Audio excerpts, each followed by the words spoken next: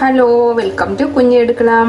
അപ്പോൾ ഇന്ന് നല്ലൊരു റൈസിൻ്റെ റെസിപ്പിയാണ് കേട്ടോ. ഇപ്പോൾ ലഞ്ച് ബോക്സിൽ കൊടുത്തുവിടാനാണെങ്കിലും ബാച്ചിലേഴ്സിന് ഉണ്ടാക്കാനായിട്ട് ആണെങ്കിലും ഈസി ആയിട്ട് ഉണ്ടാക്കിയെടുക്കാൻ പറ്റുന്ന നല്ല ടേസ്റ്റി ആയിട്ടുള്ള ഒരു മസാല റൈസിൻ്റെ റെസിപ്പിയാണ്. അപ്പോൾ ഇതിന് സൈഡ് ഡിഷായിട്ട് നമുക്ക് സലാഡ് ഉപയോഗിക്കാം, അതേപോലെ പപ്പടം, അച്ചാറ് ഇതൊക്കെ നല്ലൊരു കോമ്പിനേഷനാണ്. അപ്പോൾ നമുക്ക് നോക്കാം ഇതെങ്ങനെ ഉണ്ടാക്കുന്നത്. അപ്പോൾ ഈ ഒരു റൈസ് ഉണ്ടാക്കാൻ വേണ്ടിയിട്ട് ഞാൻ 250 ml ഒരു കപ്പ് ജീരകശാല അരിയാണ് എടുത്തിരിക്കുന്നത്.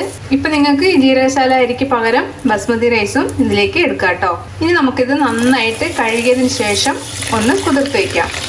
അപ്പൊ അരി ഞാൻ നന്നായിട്ട് കഴുകി കുതിരാനായിട്ട് വെച്ചിട്ടുണ്ട്. ഒരു 20 minutes ഇതൊന്ന് കുതിർന്ന് വരട്ടെ. ആ ഒരു സമയത്തിൽ നമുക്ക് ഇതിനുള്ള മസാല ഒന്ന് റെഡിയാക്കി എടുക്കാം. ഇപ്പം മസാലയ്ക്ക് വേണ്ടിയിട്ട് ഞാനൊരു പാന് അടുപ്പിൽ വെച്ചിട്ടുണ്ട്.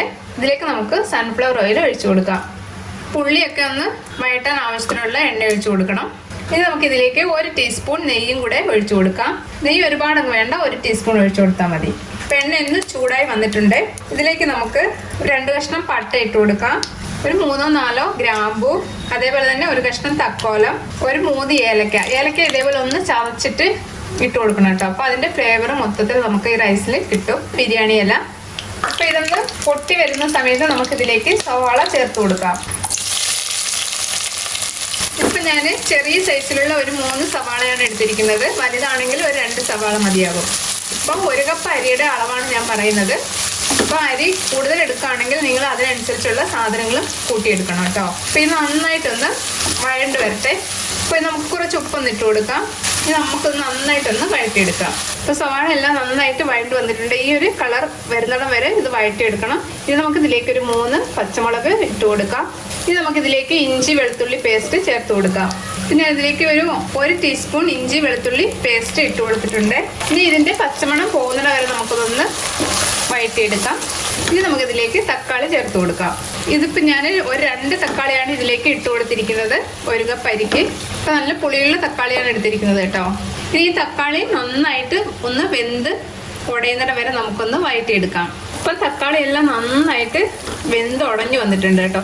ഇതേപോലെ നന്നായിട്ട് വേവിച്ചെടുക്കണം. തക്കാളി നന്നായിട്ട് ഉടയണം, എന്നാലേ നല്ല ടേസ്റ്റ് ഉണ്ടാവുള്ളൂ മസാലയ്ക്ക്. ഇപ്പം നിങ്ങളുടെ കയ്യിലിരിക്കുന്ന തക്കാളി നല്ല കല്ലുപോലെ ഇരിക്കുന്ന തക്കാളി ആണെങ്കിൽ മിക്സിയിലിട്ടിട്ട് ഒന്ന് അരച്ചെടുത്തിട്ട് ഇതിലേക്ക് ചേർത്ത് കൊടുക്കാം.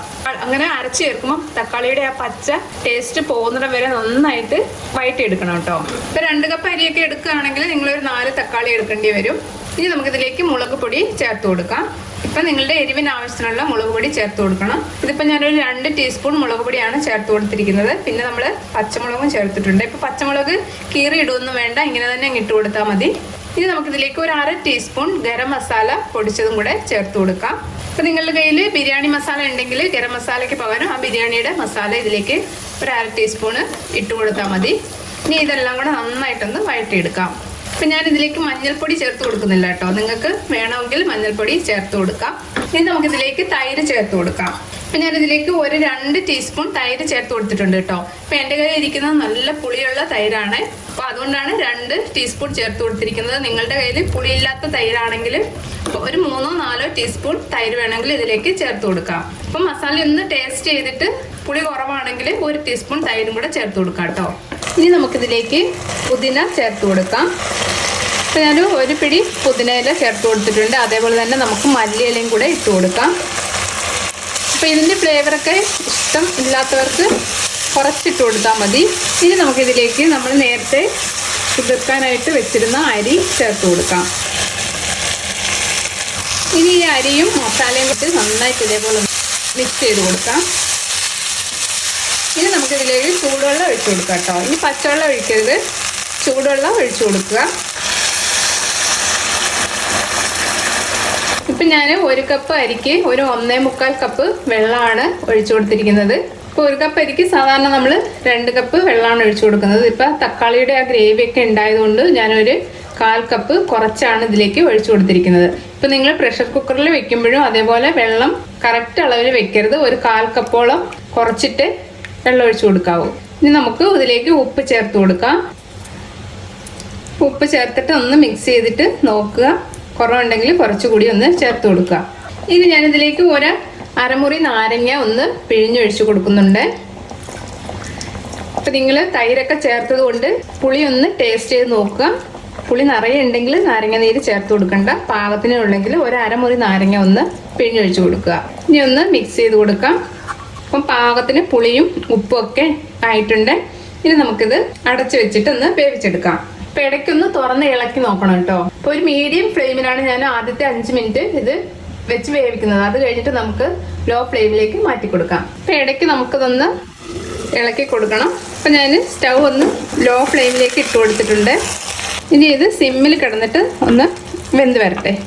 അപ്പൊ ഈ സമയത്ത് നിങ്ങൾക്ക് വേണമെങ്കിൽ കുറച്ച് നെയ്യും കൂടെ ചേർത്ത് കൊടുക്കാം കേട്ടോ. നമുക്കിത് അടച്ചു വെക്കാം. ഇപ്പൊ നമ്മൾ റൈസ് വേകാനായിട്ട് വെച്ചിട്ട് ഒരു 15-20 മിനിറ്റ് ആയിട്ടുണ്ട്. നമുക്കൊന്ന് തുറന്ന് നോക്കാം. ഞാൻ സിമ്മിലാണ് വെച്ചിരുന്നത് കേട്ടോ. അപ്പോൾ നന്നായിട്ട് കുക്കായി വന്നിട്ടുണ്ട്. അപ്പോൾ നിങ്ങളുടെ കയ്യിലിരിക്കുന്ന അരിക്കയുടെ വേവിനനുസരിച്ച് വെള്ളം ഒഴിക്കണം കേട്ടോ. അപ്പോൾ എല്ലാ അരിക്കും ഒരേപോലെ വേഗ ആയിരിക്കില്ല. എനിക്ക് ഇതിൽ ഞാൻ ഒഴിച്ച വെള്ളം എനിക്ക് കറക്റ്റായിരുന്നു. അപ്പോൾ പാകത്തിന് അരി വെന്ത് വന്നിട്ടുണ്ട്. ഇനി നമുക്കിതിലേക്ക് കുറച്ചും കൂടെ പുതിനയിലയും മല്ലിയിലയും കൂടെ ഒന്ന് ചേർത്ത് കൊടുക്കാം. ഒന്ന് മിക്സ് ചെയ്ത് കൊടുക്കാം. അപ്പം ചൂടായിട്ടാണ് ഒന്ന് കുഴഞ്ഞ മാതിരി ഇരിക്കുന്നത്. ചൂടൊന്ന് ആറിയതിന് ശേഷം റൈസ് എല്ലാം നല്ല വിട്ട് വരും. അപ്പം ഇത്രയേ ഉള്ളൂ നമ്മളുടെ ടേസ്റ്റി ആയിട്ടുള്ള ഈ മസാല റൈസ്. അപ്പം നിങ്ങൾ ഇതൊന്ന് ഇടയ്ക്കൊക്കെ ഒന്ന് ട്രൈ ചെയ്ത് നോക്കുക. അപ്പോൾ ഈ റെസിപ്പി ഇഷ്ടമായിട്ടുണ്ടെങ്കിൽ ഒന്ന് ലൈക്ക് ചെയ്യാനും സബ്സ്ക്രൈബ് ചെയ്യാനും ഷെയർ ചെയ്യാനും മറക്കല്ലേ. താങ്ക്